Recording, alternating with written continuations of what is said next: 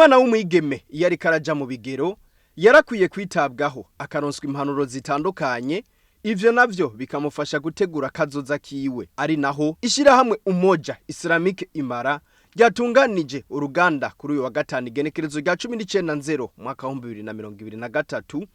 kw'ishure shingiro rya Rushubi ya gatatu muri komine Isare mu ntara ya Bujumbura, ku bana b'abigeme bari mu mashure bageze mu myaka y'ubuyabaga kubijanye n'isuku ryo mu gihe c'ubutinyanka. Imamu Hakizimana Musa Pedaya yaserukiye ishirahamwe Umoja Islamic Imara mu rugo ruganda atangura tubwira ahavuye ico ciyumviro kuri abo bana b'abigeme. Icyatumye tuza ngaha no kugira ngo twigishe abana b'abakobwa kubijanye n'isuku igihe bageze kuja mu mihango yabo, ivyo twita ubutinyanka. Ico nico gikorwa twari dufise kuri no shuri no musi, abana b'abakobwa abigeme bageze mu myaka y'ubuyabaga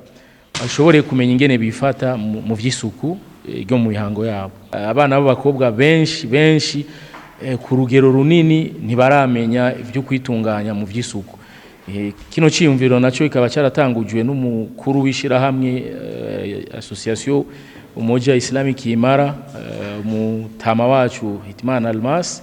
yaragerageje kwihweza ati burya birakenewe abana bari mu mashuri ko bigishwa ivy'isuku cyane cyane ivyo kuba bagiye mu vy'ubutinyanka. Niyo mpamvu nyakubahwa arongoye canka yoboye ishirahamwe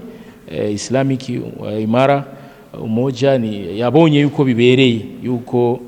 atanguza kino gikorwa. Aha niho habaye hambere dukore ico activité iki gikorwa, turizera yuko kizoba ari gikorwa kibandanya n'ahandi hatandukanye. Akunguko ngo ntikabura iyo bene izo nyigisho zitanzwe. Imamu Hakizimana Musa Pedaya: akunguko kariho kuko muri no myaka tugezemwo abavyeyi benshi ntibafata akanya ngo bicarane n'abakobwa babo bagerageze kuyaga ibijanye n'isuku. Abavyeyi benshi baravyirengagiza. Rero nk'ishirahamwe jejwe kwigisha abantu bitandukanye mu vy'isuku, mu vy'amagara y'abantu, mu vy'iterambere, twarabonye yuko bikwiriye yuko twokora kino gikorwa. Niyo mpamvu mvuze ni akunguko kariho ko mwabonye n'ingene bavyakiriye, abana baryohewe, inyigisho zabaye nziza.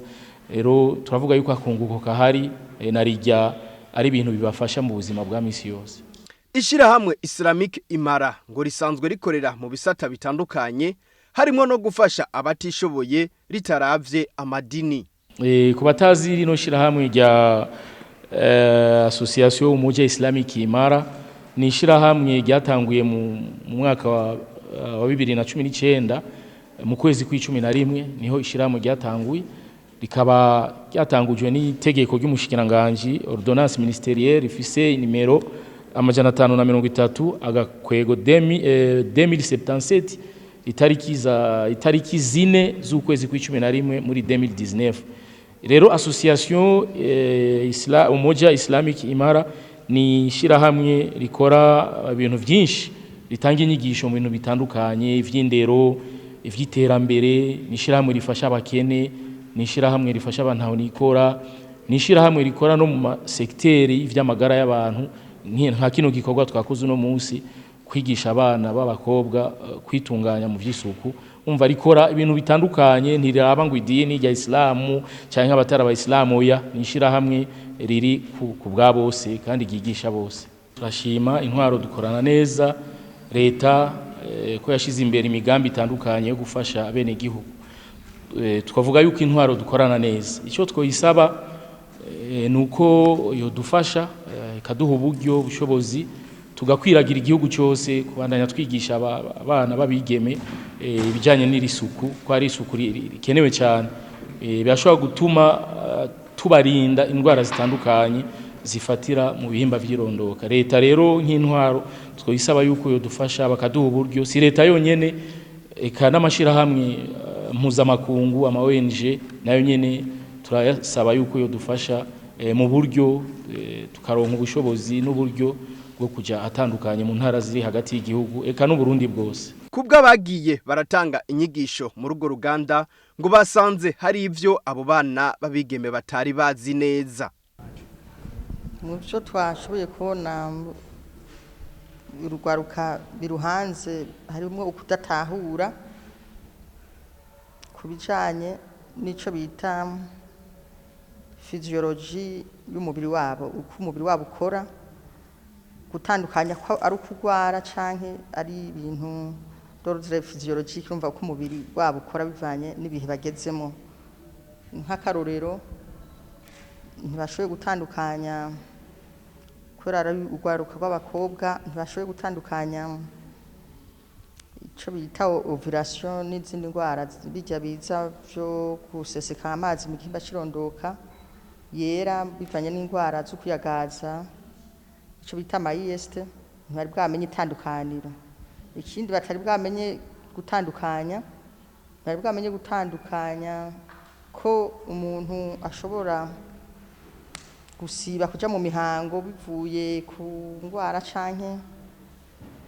ko yarasamye, nk'ivyo nasanze ntavyo bari bazi. Ariko dufatiye ngaho nyene kubijanye n'indwara, n'izihe ndwara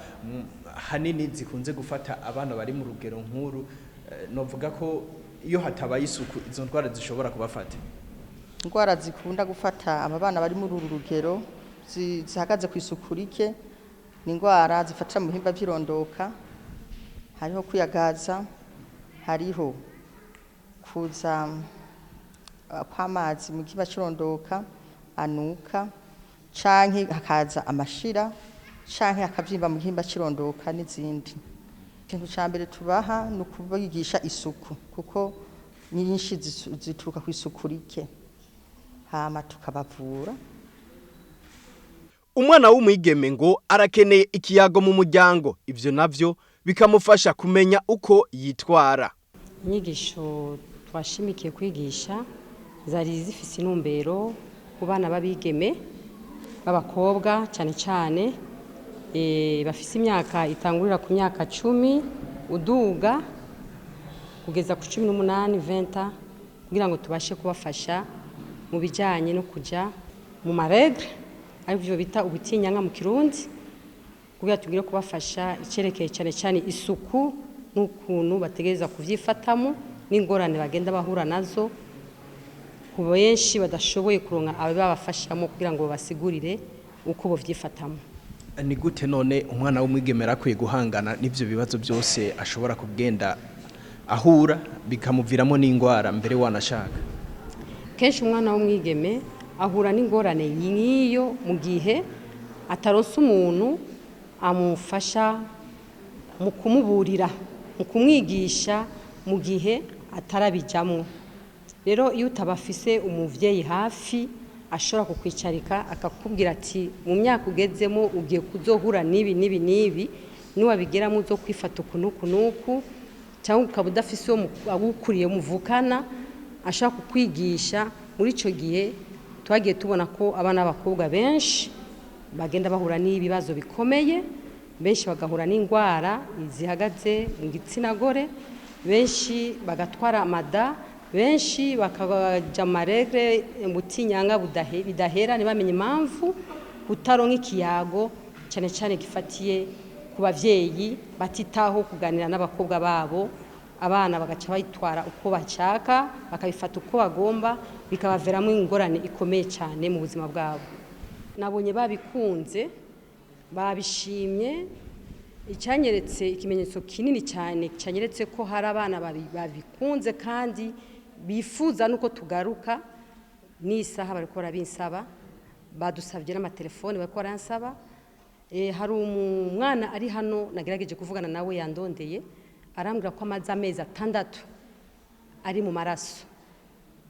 Ayo mezi 6 nkimwegereye guhijenye navyumvise,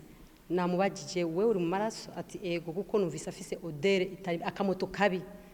Acabasha kumbwira ingorane ko yaje, arambwira ndamubaza ibibazo bitandukanye, sanga n'umwana atarajana ivyo mu buhumbu. Arambwira ndabaza nta muvye ufise? Ati ndamufise, ndabimubwira akambwira ngo naburyo afise. Uramaze kubura n'umuganga? Arambwira ati nta muganga ndigera mbona, nako ati nta buryo mfise, nashaka umfashe nkora iki? Ico namufashije namugeni byiza no hano no kubari ubaza ukarondera umuganga w'abagore ashobora kugufasha. Hari imiti bashaka kwandikira bigahagarara, bidahagaze akaguhindurira indi muti wifatanijemo no gusenga Imana izo gushoboza bize ku rugero candamubwira none wambariki arambwira ati nambara ibi bintu bikamerana bikanasaza bigatabuka nagerageje kumwongera andi makotex gusumba ko abandi bose twazibahaye naciye mbona ko ico kintu cagize umumaro cyane mu bana ukurumva ko hari abantu bafise ikibazo gikomeye babuze uwo ubafasha babuze dialogue uwo baganira kugira ngo aberekeze inzira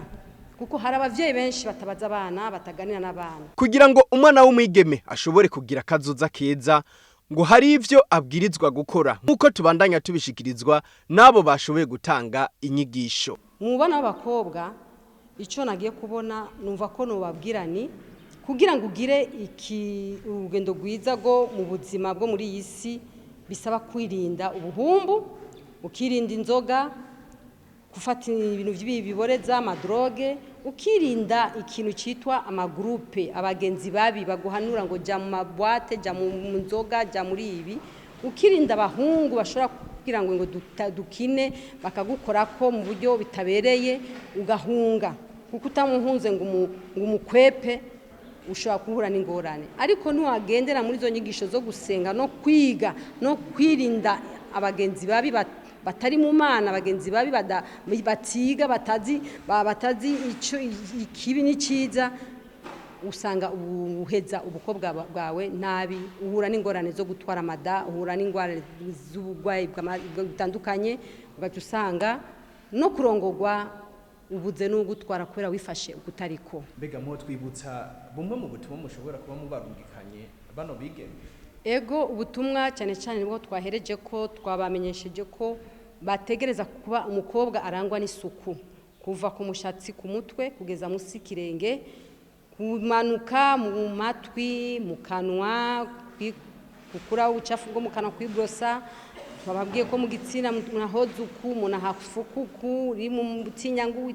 witwikiruku wambara ukugenduku twagerageje kubabwira ko mu nzara bategeza kugira inzara bakazica zikaba ngufi kugira ngo bashe kwiyoza neza bagategeza kuba ari abantu barangwa n'isuku isuku cyane cyane bakabaho nabo baba bafise ibintu bike bakoresha ariko bikagira isuku cyane cyane amazi asukuye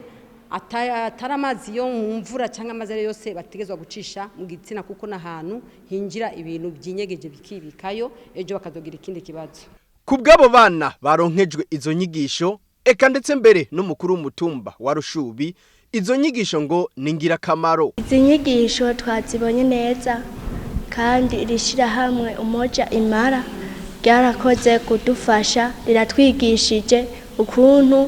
twokwitunganya uri mu bihango byawe ibintu nyamukuru umuntu yafashe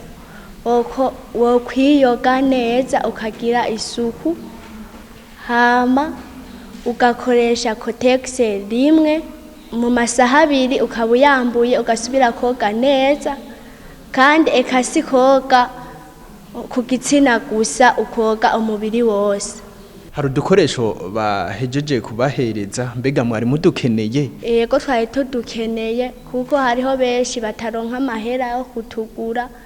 ugasanga bakoresheje ibintu bitari mu isuku kubona barabyiyumviriye ko bakatwiyumvira ko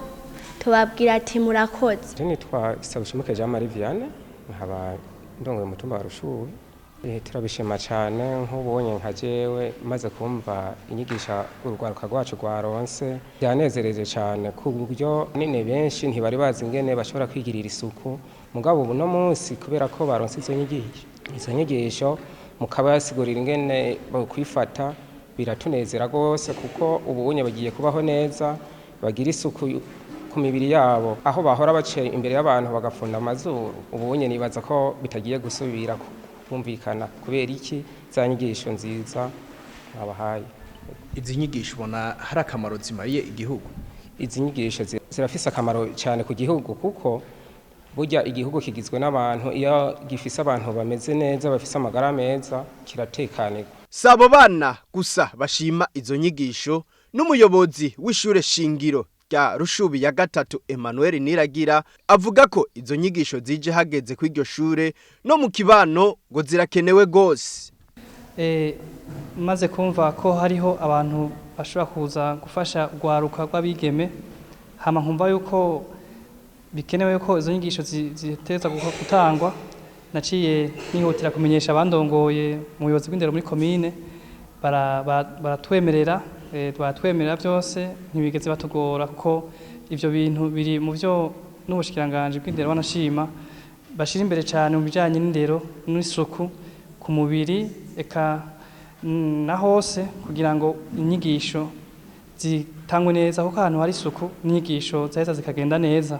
no kuvuga rero izi nyigisho nova ko zaje hageze ko naravye n'abatiga baje ivyampimbaye kuko no mu kibano izo nyigisho zirakenewe cyane gose ni nkuramutima byanezereye kandi nkavuga nti bikunda n'ahandi ku yandi mashure murashobora uburyo bibakundiye murashobora kuzohashika kuko zinyigisho ni nkuramutima cyane nabonye ko n'abandi bana bavuye ku yandi mashure bagumanza ngaha muga kubera igitigiri cari gisanzwe gito tuva tuti no ni injiye bakwiye abandi nabo nibaza ko bizoba hanyuma izi nyigisho ubona hamwe zogwiza hari ico zoshobora gufasha ugwaruka mu mashuri novuga ko atari ugwaruka gusa ahubwo n'igihugu cose kuko iyo duhereye mu gwaruka ruri ku ntebe y'ishure n'utiga tuba dushikiriye imiryango yose kuko nkaha twakiriye abanyeshure benshi barengana amajana 2 imbere ku biti twari twategekanije ni ukuvuga ko nabo nyene ibi bize baca bagenda bakavyigisha mu mihano mu kibano barimwo harimo n'abantu nabonye bari mu mihari y'imigwi amakorare nabonye nabo nyene baca bagenda mu manama yabo bakaza bacishamo n'ico gisata c'isuku ku mubiri eka na cyane muri ibihe byabo bigoye bisaba yuko abantu bababaye hafi nk'uko bibafasha kuko murambona nk'umwana bishitse ngaha bikamugora ingene baca hamwe kugira ngo babikore neza mu bangutsi bihora binezera cyane kuko hari n'igihe batafise n'ivyo akoresha nkabona yuko ari abo hafi bashobora kumuha nivyo rero navuga nti mwabaye kirumara kandi mubandanye muri iyo nzira ni vyiza cyane novuga yuko kuvyerekeye n'isuku muri ko muradufasha cyane muri ibi vy'indero n'inyigisho ku isuku ry'abana eka no ku bavyeyi kuko baca babishikana na hariya tiburya twiza ibi nibi bakaza bavuga ati mwaragize neza kandi nimwe mwakoze uko mwashoboye kutiyumvirako niko novuga ishirahamwe Umoja Islamique Imara mu migambi yabo yakazoza bakaba bipfuza inyigisho benizo kuri abo bana babigeme ko bobandanya bazitanga mbere zigakwira igihugu cose kuko ngo basanze hari bibazo bimwe bimwe abana babigeme bahura ivyo navyo bikava ku kutamenya